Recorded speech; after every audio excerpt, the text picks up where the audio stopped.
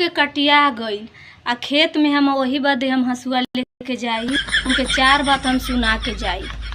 अब पढ़ के लिख के का हम कैनी सैया खटावे खटनी। अब पढ़ के लिख के का हम कैनी सैया खटावे खटनी। आ दिन में खेत देखा के सैया रत कटावे कटनी। आ दिन में खेत देखा के सैया रत कटावे कटनी। आ गेहुआ काटत के गर्दा से देहिया भर गईल। गेहुआ काटत के गर्दा से देहिया भर गईल।